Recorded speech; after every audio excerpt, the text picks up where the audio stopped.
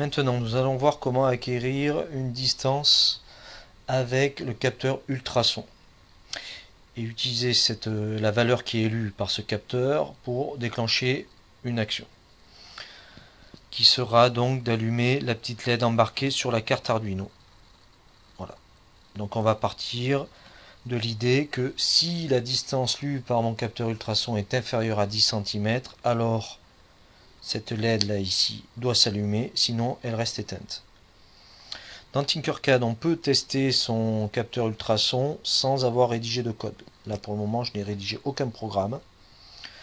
Mais je peux là ici en cliquant sur démarrer la simulation voir un petit peu comment ça fonctionne. Comment je peux manipuler mon capteur virtuellement. Donc je clique sur démarrer la simulation. Je clique sur mon capteur et je repère plusieurs informations là ici. Notamment qu'il m'affiche une distance en inch, donc la mesure l'unité anglo-saxonne et sinon en centimètres. Que le point bleu correspond, là ici je suis en train de le manipuler, le point bleu correspond à l'objet à détecter, ça pourrait être la main d'un utilisateur, un obstacle, et la partie colorée, là ici un peu bleu, gris-bleu, représente le champ de détection.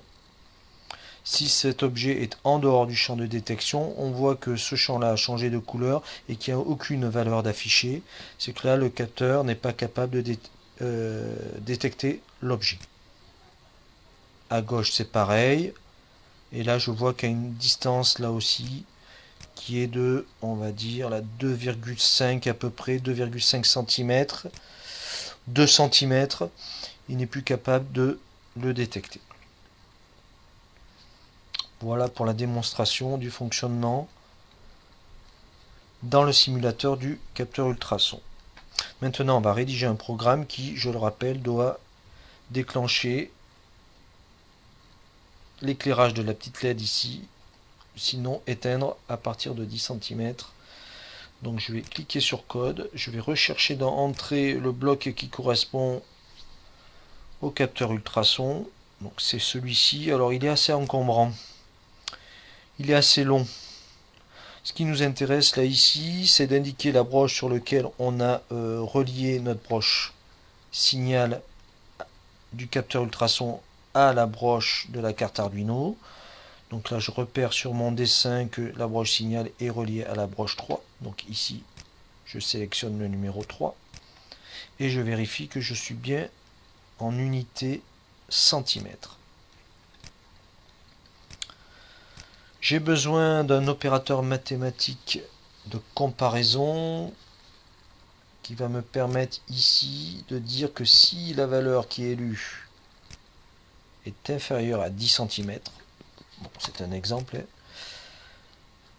alors je dois allumer la LED intégrée, sinon elle est éteinte. Donc dans le menu ensuite contrôle, je recherche un bloc si, alors sinon. Je glisse mon comparateur à l'intérieur et dans sortie, je vais rechercher définir le voyant de la LED intégrée. Donc la LED intégrée parce qu'elle est fixée sur la carte Arduino. Donc élevé, ça veut dire qu'on va l'allumer. C'est une mauvaise traduction là sur le logiciel. Donc là, pour niveau haut, en fait, compte. Voilà, on a ici élevé. Et sinon, on a faible pour dire qu'on veut l'éteindre. Donc si ma valeur de la distance est inférieure à 10 cm, alors j'allume le voyant. Sinon, je l'éteins. On va tester ça de suite. Je clique dans démarrer la simulation. Je vais arranger là aussi mon écran, comme ceci.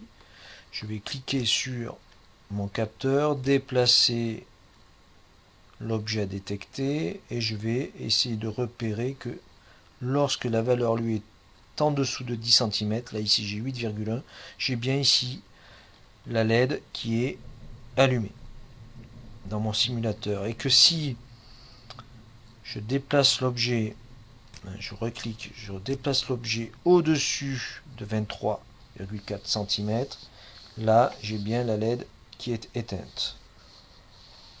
On va voir ce qui se passe si je suis hors champ de détection, comme ceci. Bon, on voit bien que la LED reste là aussi, éteinte. Même si je suppose que là je suis en dessous de 10 cm, mais le détecteur n'est pas capable de repérer l'objet parce qu'il est en dehors du champ de détection. La LED est éteinte. Si je remets cet objet dans le champ de détection, là je suis à 10,7, la LED est éteinte, donc si je descends un petit peu, 5,1, la LED est allumée. Voilà, la démonstration est faite. J'éteins mon simulateur.